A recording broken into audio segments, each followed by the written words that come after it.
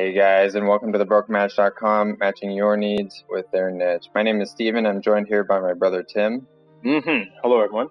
Thank you so much for joining us on today's video. Today we'll be talking about sellers and the entire seller's process. If you're looking for a condensed version of this video, make sure to check out our short sellers video in the link in the description below. So let's jump right into it.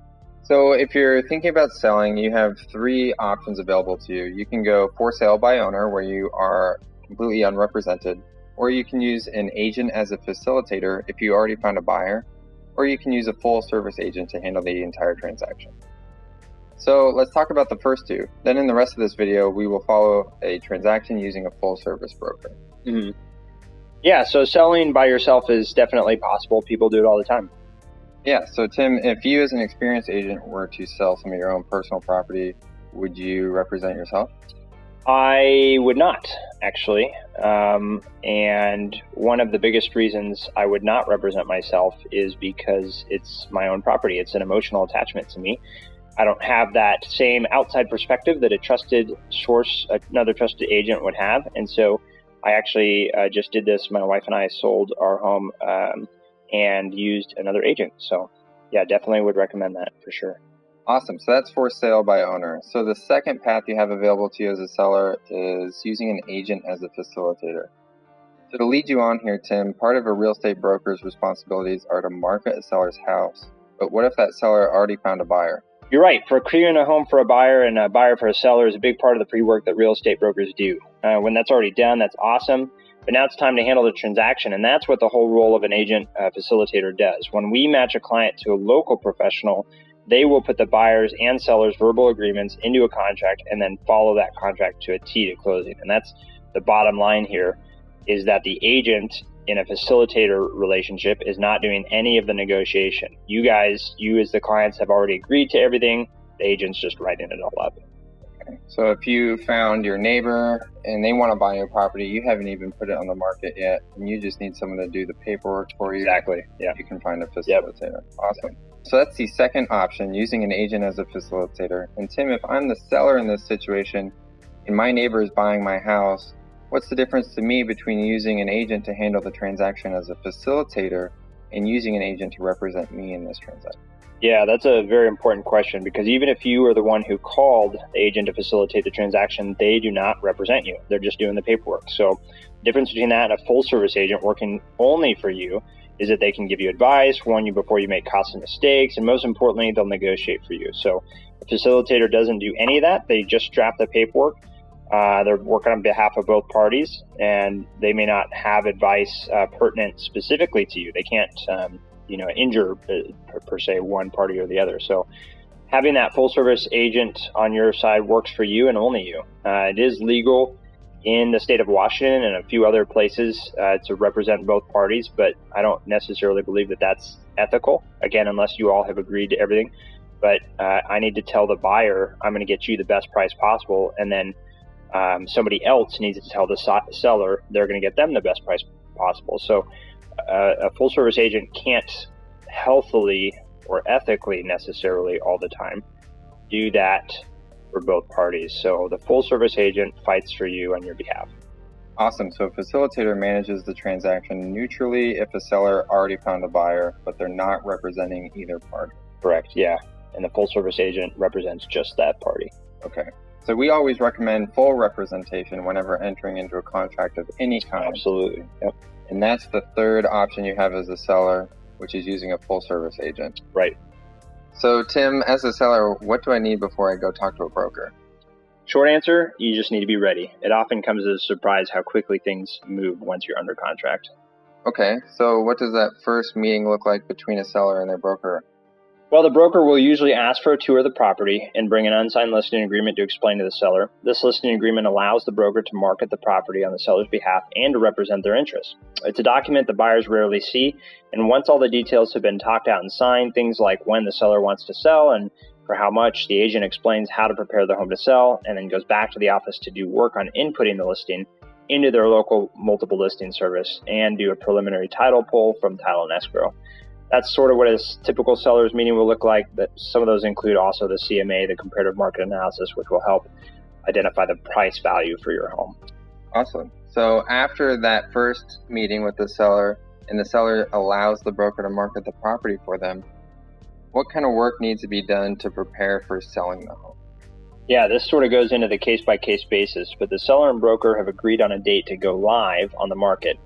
And that is going to be the time that needs to be available to all the buyers. So before the seller wants buyers coming over, or a photographer coming over for your house or for your land, a bunch of different things need to happen. Decluttering, moving things out, cleaning, possible staging, cutting a path through your land, your 10 acres, so that people can walk it, etc.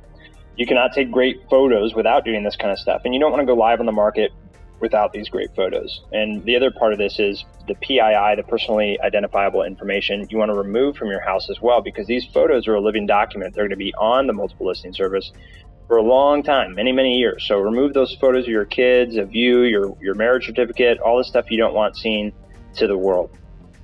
The next thing to do is any necessary inspections required by your local and state governments when selling. For example, in our area, we require septic inspections on sales with septic systems. And these inspections are required by law and typically the responsibility of a seller. These, along with any other elective inspections, are usually done before listing so you can catch any damage before a buyer does. And once the home is ready and you are ready, then you list and you wait for your agent to bring the offers from all those buyers that are going to be coming through the house. Great. So let's say the agent calls the seller with an offer from a buyer, but it's contingent. What does that mean? Ooh, we're getting into the weeds. Contingent. So you'll get a bunch of different offers if it's a market like today. You as a seller, you're going to have an offer review date. Typically, your agent will come over. They'll have figured out a great way to graphically present these offers, so you're not flipping through 30 to 60 pages each.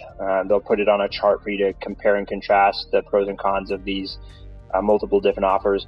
One of the offers you may receive is this contingent offer, and that just means that the buyer cannot buy your property because it's contingent on something, typically the sale of their own home. And so they can buy the property, your property, but it's contingent on their sale first. And so that just means that they need to have their ducks in a row and sell their property or already be under contract on their property. There's a couple different forms that they use for that. And in a market like today, that's not generally something we see often, and it's certainly not an offer you're going to be willing to accept as a seller typically, unless the other terms are just amazing. But that's the short answer of what a contingent offer is. Great. So that makes sense. After a seller signs and agrees to an offer they do like from a buyer, what kinds of things should they expect throughout the contract? Well, if the seller has already moved out, their personal items and the home is ready for the buyer to take over, then the only thing the seller needs to do at this point is communicate with the buyer throughout their inspections and a potential appraisal, and allow the listing broker to negotiate any repairs or concessions requested. Once the buyer is through the inspections and the appraisal is done, you'll be asked to come in and sign for closing documents at the title and escrow office, or do a mobile notary if you've already moved, which approves where the buyer's money will be sent to, and sign the property title over to the buyer.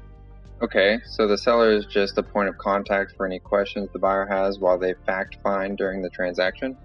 Actually, the brokers are the point of contact between the two parties and can pass information back and forth. So yes, while the seller is waiting to close, any questions the buyer has can be passed through their agents. And once the day of closing is here, if the seller has already signed closing documents, then we wait for title and escrow to finish up their work. They will go as fast as possible, then wire the money to you and any unpaid contractors and send your buyer's new title over to the local recording office to record the buyer as the new home owner. That's when the seller releases the keys to their agent, and that agent delivers the keys to the buyer's agent. Transaction complete. And the bottom line here is that all of this should be done through your full service agent. And that's really important because you have a lot of work going on as a seller, a lot of stress already, moving and making sure that everything's lined up on your end. So just being able to trust your agent and have this person that you're paying money for, this professional, handle all of that is the bottom line here. Awesome. Well, thank you, Tim, for going through that with us. And if you are a seller and you just sold your home, maybe you're now going to be a buyer. So make sure to check out our buyers videos too for information on how the buyer's process goes. If you guys have any questions or comments, leave them below, and make sure to check out links in the description for ways to get in contact with us. Yep, always www.thebrokermatch.com. Thanks guys for watching. Thanks.